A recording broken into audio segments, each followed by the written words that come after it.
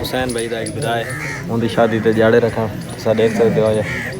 पिंडाल दे काफ़ी दोस्त है बाप बैठे। अस्सलाम वालेकुम, क्या हाल है? फिट फाट हो, खुशबाश हो, अल्लाह करो हंसदे ते वसदे रहो। मैं हाँ मोहम्मद अमीन, तुसा दे पे यूट्यूब चैनल राइडर मुंडा। तो बिस्मिल्लाह पढ़ते आज दी वीडियो करें शुरू। तो दोस्तों देखो मैं धां धूते बिल्कुल थी ते तैयार। मैं अपना मोटरसाइकिल करके स्टार्ट मैं वेंदा पिया सीधा इतना साड़ी बरादरी एक साड़ी रस्म है भी, मतलब शादी तो पहले 8-10 जड़े पहले ध्याड़े रखन वेंदन। तो वो सारे रस्म रिवाज हैं, वो भी मैं तो आपको वन दे रखेंदा। तो मैं वेंदा पे उड़े ही, मेरे को एक दोस्त मेरे दी शादी है तो मैं उड़े ही वेंदा पे। तुसा जुड़े रहो साड़ी वीडियो के नाल।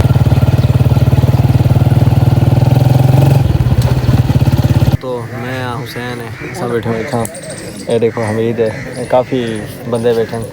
ये सही इमनू या मौलान दीन इतना आए अस हुसैन भाई का एक विदा है उनकी शादी ते जाड़े रखा तुम देख सकते हो।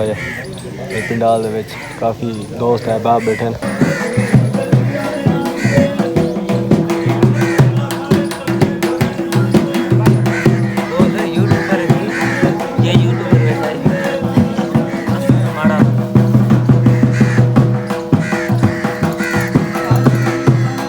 दोस्तों देखो तुसा मैं थिया पे फिलहाल हालू बेहाल असा करें पे कम इंदे कपास दे थी चुका है घाह को असा गोॾेंदे पे गोरी करेंदे पे, क्योंकि ये वाल घाह से अगर वड्डा थी गया तो कपा को वडी कहना थी मंडे से।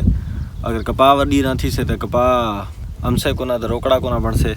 फिलहाल देखो पुराने कपड़े पड़े दे दे बस काम करेंदे पे। ये है पे साड़ा इमें समझ गिनो पानी का कूलर है पे फसल। तो दोस्तों गर्मी काफ़ी ज़्यादा है। मैं पाती पता शर्ट वैसे तो आपको पता है ठंडी होती है। अभी हमजा ये कोई पैप वगैरह सेट करने का पता है। सारे सामने मोटरसाइकिल की हमजा करे से सर्विस। ये पहला 125 है पे सारा 22 मॉडल और मेरे को तो है 24 मॉडल। तो दोस्तों अज दाढ़ी शाड़ी वधी है, फजल रहमान बनया पता। तो मैं वैसा कोई खत शत करवे सेटिंग करवे सूँ। हाँ फैमिली दोस्तों मैं निकल चुका हूँ, मैं वेंदा पे घरों निकल चुका मोटरसाइकिल दे। ये तुसा देख सकते हो मैं आस्ता आस्ता वेंदा पे। गर्मी काफ़ी ज़्यादा है, सिर से पट्टी बदी वधा, मुँह भी बदी वधा मी और मैं के थोड़ा जा वीडियो क्लिप बना के मैं हूँ वेंदा पे राजे कोल वेंदा उसे खत शत करवेना, बालों की कटिंग भी करवेना। तुसा जुड़े रहो मेरी वीडियो के नाल।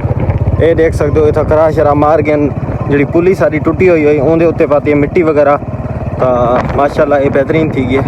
तुम देख सकते हो सामने सारी पुली है, पहले टुटी भी आई बिल्कुल खस्ता हालत है हम इनके उत्ते मिट्टी वगैरह पा दी है थी। ओके तो फाइनल दोस्तों मैं कटिंग वगैरह करा के खत वगैरह करा के हूँ निकल चुका अपने घर। मैं हूँ गर्मी भी काफ़ी डाउन थी चुकी है।